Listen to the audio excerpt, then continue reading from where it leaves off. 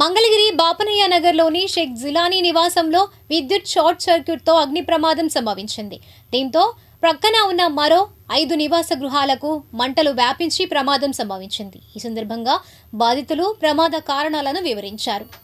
దాదాపు 1:10 ఆ టైంలో హై వోల్టేజీ వచ్చేసి మా టీవీ మొత్తం పగిలిపోయి మా ఇల్లు దాదాపుగా ఆ హాలు, సీలింగు, గిబ్బోర్డులు మొత్తం పగిలిపోయినాయండి. మేము బయట ఉన్నాం, భయభ్రాంతులు అయిపోయి ఏంటంటే లేడీస్ బయటికి పరిగెత్తారు. తర్వాత పక్కెళ్ళు కూడా పరిగెత్తుకుంటూ వచ్చారు. సీలింగు, గీంట్లు మొత్తం బూడిదైపోయినట్టు అయిపోయినాయండి. దాదాపు మాకు 4-5 లక్షల రూపాయల దాకా నష్టం జరిగింది. దయచేసి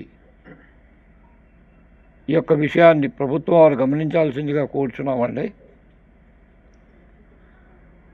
మంటలు భయంకరంగా వచ్చినాయండి. లోపలికి వెళ్ళడానికి కూడా అవకాశం లేదు.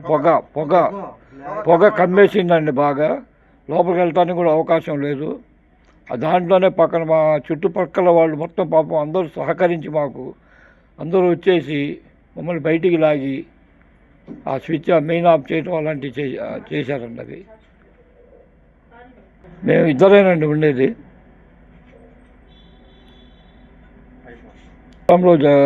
అందరూ మా బజార్లో ఉన్నటువంటి వాళ్ళు, మా ఇంటి ముందు వాళ్ళు, అటోళ్ళు ఇటోళ్ళు, పైన అద్దుకునే వాళ్ళు అందరూ కూడా సకాలంలో స్పందించబట్టి ఎలాంటి ప్రాణ ప్రమాదం జరగలేదు సార్.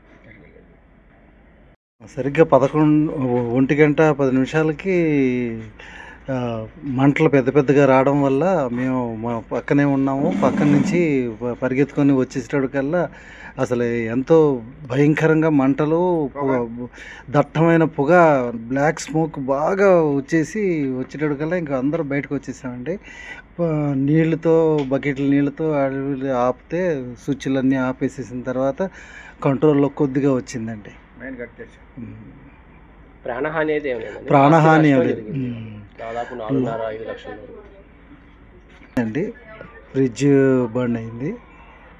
తర్వాత ఇంకా అంతేనండి.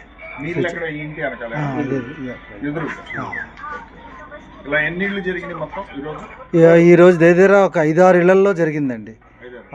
ఇప్పుడు ఈ నాలుగో ఇల్లు పైన ఏసీ స్టెబిలైజర్ మొత్తం బర్న్ అయిపోయింది.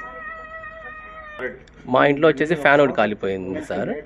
టీవీ ఒకటి, ఫ్రిడ్జ్ ఒకటి, చిన్న బల్బులు 2. మేజర్ ప్రాబ్లం అయితే ఈ ఇంట్లో బాగా జరిగింది సార్. ప్రాణహాని అయితే ఏం లేదు, ఆస్తి నష్టం జరిగింది. దాదాపు 4.5 నుంచి 5 లక్షల దాకా.